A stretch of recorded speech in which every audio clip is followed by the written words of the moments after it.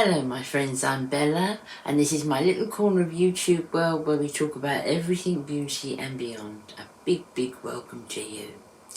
And today I want to talk about entertainment and what I've been entertained by. Now, Baz and I, we don't get out an awful lot, so we do get out, but we live quite away from cinemas, we live quite away from restaurants and things like that. So there's nothing nearby or we could get to easily, really. So we rely a lot on things that entertain at home. So we have Netflix and Prime and all the other things, you know, the Now TV. And yeah, we pay for those because they are our entertainment. And we don't drink and we don't smoke and we don't, do anything that costs a lot of money. So that's our form of entertainment. So Netflix and Prime Time and Now TV is quite important to us. Because it is a huge part of our entertainment. So firstly, I will talk about the telly and the things that I've watched on the television and really enjoyed this month. There's a couple of, I've enjoyed a lot of TV. I'm not a particularly big soap person. I'll watch it if it's on, but it's, funnily enough, Baz is a bigger soap person than I am. But I'm not a particularly big soap person.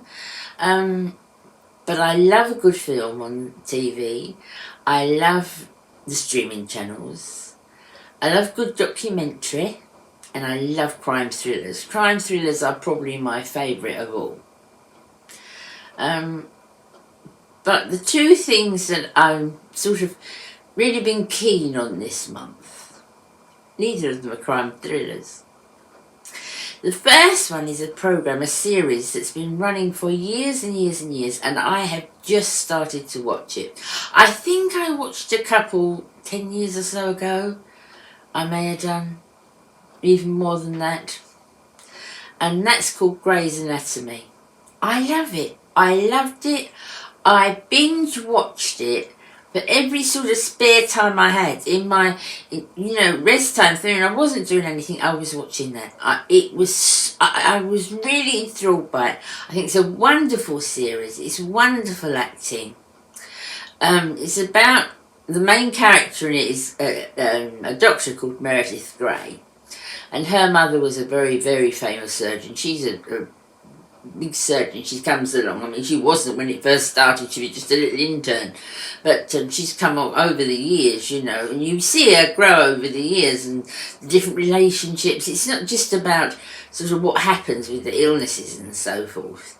It's about their relationships and what it's like to be a doctor, and it's really great. I cannot, recommend the series enough. If you've ever watched Grey's Anatomy, please, because I am so late on the bandwagon with this one. I am just mega late on the bandwagon. Everybody's watched it. They're saying, you never watched it before, Bella? No. But everybody seems to love it. And I put on Facebook, my profile, I started watching Grey's Anatomy and my friends said, yeah, we do, I love it. So I'm not alone, I know that. But it's great. If you've never watched it, it's really worth it. It's really good. Nothing too heavy, but really good. And the other thing I've been rewatching is The Crown. I've watched it, but I didn't watch the last one. So I started from the beginning again, worked my way through it, and watched it right to the current day. Our Queen has been on the throne 70 years this year, 70 years. She's the longest reigning monarch. She beats Victoria by far. So she's our longest reigning monarch, 70 years. And I really admire her, I do. Particularly during the pandemic, when you see how she lost Philip this year, her husband, and how she sat in the church and she was on her own because social distancing, and, you know, she abide by the rules. Imagine being married to a man for all those years, you know, over 70 years, and having to sit at his funeral. You can't be with your children, you can't be with your family, you've got to sit there on your own. She did it with a mask over her face, and at the funeral of someone you know, your man you've been with for 70 years, that it really touched my heart. I think it touched many people's hearts around the world, really, when, you know, that scene of her sitting in the church. And obviously the crown hasn't gone up to that bit as yet, if it ever will. It hasn't reached that bit yet. But it really makes me think, you know, going back with Diana, it's got the Dianas in it, and her death, and the current day, and which is, we're not got up to. I'd really be interested to see what they make of the story of the current day. There's so much fuss made, and I don't want to talk out of turn, and this is, please, if you've got other views, you know I respect them, just respect mine. It's just, we all have our own opinions, don't we? There's so much fuss and so much media coverage of Meghan and Harry. I've always liked Harry. He's always been the one that's been really honest, and, you know, he's not going to be king. He knows he's not going to be king, and he doesn't act like he's going to be king, as William obviously does, because he is. But I've always liked him, and I think he loves her very much. I don't know a lot about her. She seems okay. She certainly seems to love Harry. I'm sure they've got their own reasons why they went to America. I can think of quite a few why he'd want to take her to America. The media were terrible to her here. And, you know, she's run down so much. She's so criticised. She's so good. Now, she may be at fault. I don't know. Obviously, I don't know the family, really. She may be at fault. But what gets me is the media have jumped on her so much when there's things going on in the royal family with members of the royal family that, you know, are much closer to the Queen than Meghan Markle, that must be breaking the Queen's heart. Must be absolutely breaking her heart. You know, accusations are being made that far outweigh the crimes of Meghan Markle. They far outweigh them. And I just think it's such a shame, and this lady that's been so loyal for so many years, you know, I'm not particularly a royalist, I'm not, but watching The Crown and seeing, you know, she's been through some stuff in 70 years, she really has, and she's always stayed loyal, and she's always put the Crown first, and she's, you know, to think that this is happening to her now, etc. She must be worried sick. Imagine it was your children, you know. She must be worried sick. I mean, yes, she's royal. Yes, she's the Queen. But she's a woman. She's a mum. You know, what must she be feeling at her stage in life? I do really, really feel sorry for her. But, you know, if this party, alleged party, are guilty, then I sincerely hope the book is thrown at them. But I don't understand why the media don't focus on that more than they focus on Meghan and Harry, because, you know, what's a huge crime that they've done, really? It's just, anyway, The Crown. Watch The Crown. It's fantastically made. It tells you a lot about our country, a lot about our history, and a lot about the private side of the Queen as well. Of course, it's you know, actors, but I'm told and been informed that it's the nearest thing, you know, and it's the royal approved. It's been royal approved. So I would definitely give The Crown. It's really, really interesting, really good, and honestly, my heart really goes out to her. Okay, so the two things for the TV are Grey's Anatomy and The Crown. Okay, so films. By the way, everything I mentioned today, the television and the films, they are all streaming channels. So, Grey's Anatomy is on the Disney Channel. I know, I was surprised, but it's not all cartoons and stuff. So, Grey's Anatomy is on the Disney Channel. The Crown is on Netflix. That's here in this country. I mean, I don't know what you've got, different streaming channels in different places. And then the two films that I mentioned today are both on Netflix.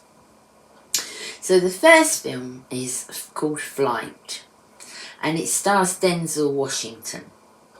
And he is a pilot, and something happens to his plane. He's got a passenger plane. He's like flying a 747. And something happens to his plane. Don't know what it is, but something happens, like an accident or something goes wrong. And he has to land the plane. Nobody thinks he will do it. He has to manoeuvre it. He has to get it to a certain place so that people don't die, so that it doesn't land on anything. It's a really tense moment for him, and everybody, you know, it's a really tense kind of feeling. Oh, come on, you can do it, you know. And he lands it. He lands the plane. And he's classed as a hero. He's a real hero. And, you know, saved everybody's life, and everybody's, you're wonderful, you're marvellous, you did that, thank you. And then they find out that he's a drinker. And whether he was drunk when he was flying the plane. Because what the company want to do is they want to blame the pilot and not their plane. So it's how the big boys, the big company, with their solicitors and their lawyers, will get behind blaming the pilot so that they can, you know, their insurance is not used, nothing's, it's all down to him, you know. And it's really, it's an exciting film. But it also shows you as well these big corporations, you know, that have got the money behind them and got the right, you know, the right legal team behind them. They accuse anybody of anything and get away with it. It was really, you know, I'm annoyed with this when I was watching it. Oh, come on, can't you see the truth? I get carried right away, I do, when I'm watching something. But it's really good, it's really exciting, and he is a drinker, Denzel Washington.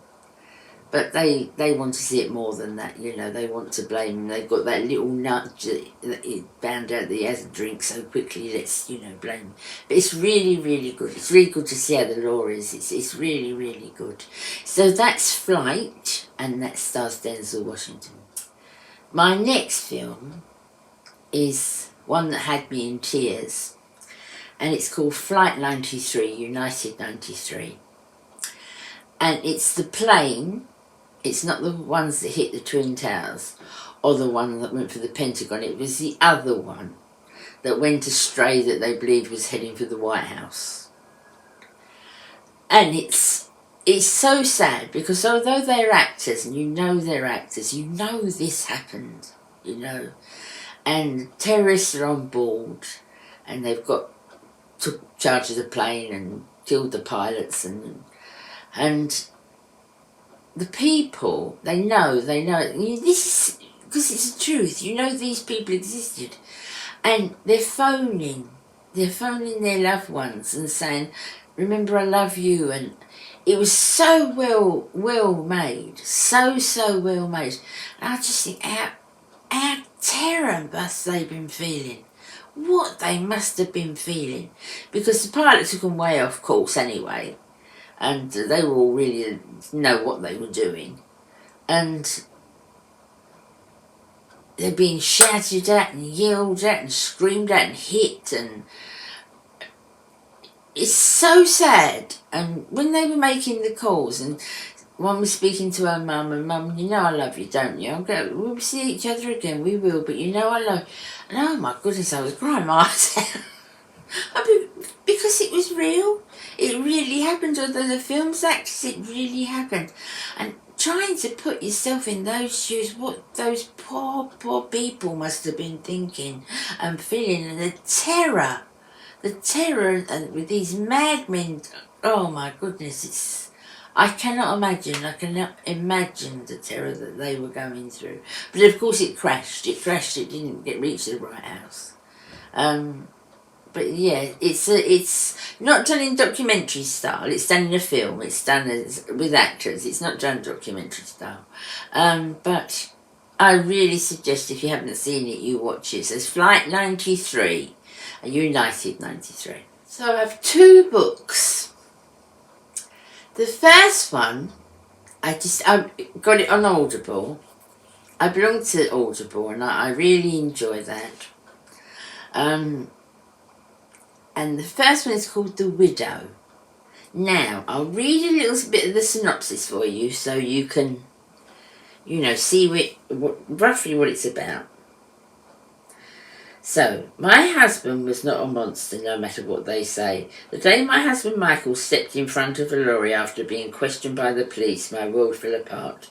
He was devoted to me and our 6-year-old daughter, but they contacted him to the disappearance of a young mother from our tiny village. Now I stand at Michael's funeral, clutching my little girl's hand with tears in my eyes, as I insist to all our friends that he died an innocent man, yet the questions have started, and nothing I say will stop them digging for the truth. But none of them can read the secrets in my heart or know about the phone I found hidden in his toolbox. I'm determined that my daughter will not remember her father as a monster. I will erase any hint of wrongdoing in this house, whatever the cost. Because to keep my daughter safe, the last thing I need for people is to start looking at me. And it says, a completely gripping psychological thriller from the author of the #1 bestseller, The Marriage. If you like Gone Girl or Girl on a Train or The Wife Between Us, then you will love Widow. I haven't finished it yet. I'm 2/3 of the way through, but it's absolutely gripping. And it's not, I put it on at night and put it in my ears, and it's not good for an insomniac because I don't go to sleep because I need to listen to the next chapter. It is so, hopefully I finish it today, but it is really, really gripping. And one of those books or films, you think you know the plot. No, it's him. It's definitely him. No, I've changed my mind. It's her. No, I think it's them. No, I've changed my mind again. It's her. You're trying to find the baddie.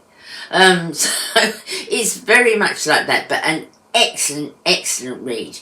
Now it's on Audible, but it's on Audible Extra. And what that is, if you belong to Audible, I just get 1 book a month, but there's a section that are free. To members that is free. So that was a free book.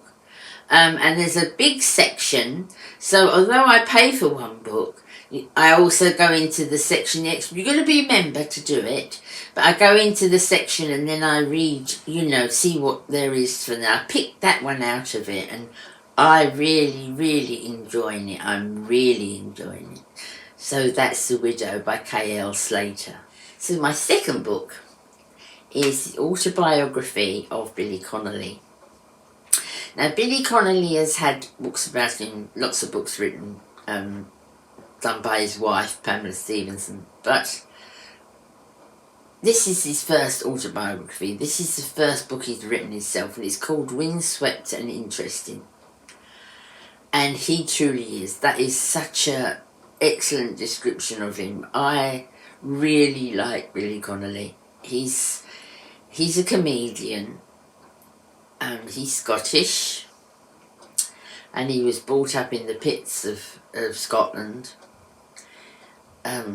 He worked in the steel industry, and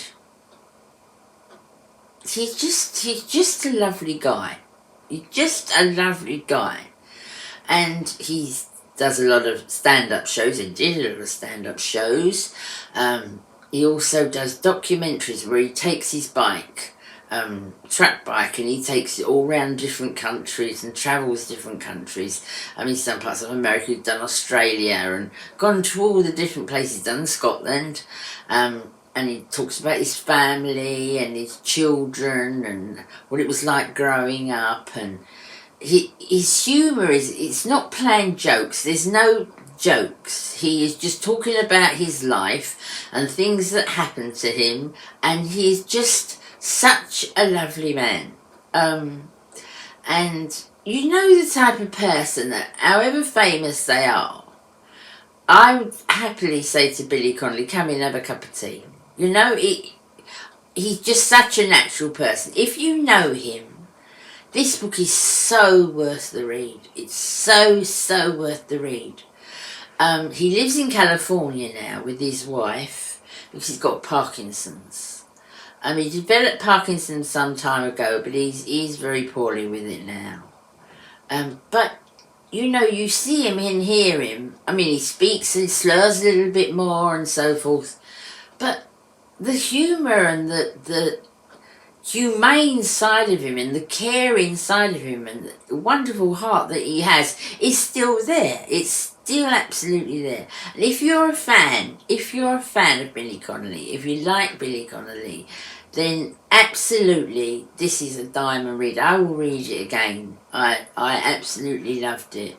And he's just a really great guy. So if you like Billy Connolly, Windswept and Interesting is his autobiography. Excellent book.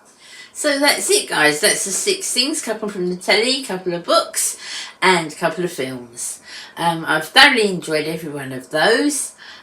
So I would suggest you take a look at any one of them. I really liked every one of them. If you'd like me to do this sort of thing, please let me know, because you know I only ever want to do what you want me to do and what it pleases you. So if you like sort of my tips on entertainment and so forth, please let me know. When we can get out a little bit more, I'll give you tips on that as well, where I've been and what sort of places. But at the moment, our entertainment's mostly indoors. So please, if there's anything you'd like me to do, if you'd like me to carry on with this sort of thing and do every now and then do an entertainment one, I'd be very happy to do that. But let me know so that I'm doing what you want me to do. So thank you for watching me and being here. Thank you so much for supporting my channel. I very rarely ask, but if you could give me a thumbs up, and if you like my channel, please subscribe, because it would help me so much. It would help my ratings and, you know, help me be able to grow my channel. So if you like my channel, please put a thumbs up and subscribe. It would mean the world to me. Thank you so much. I will see you again in the next couple of days. Take great care of yourself. I love you all. Bye.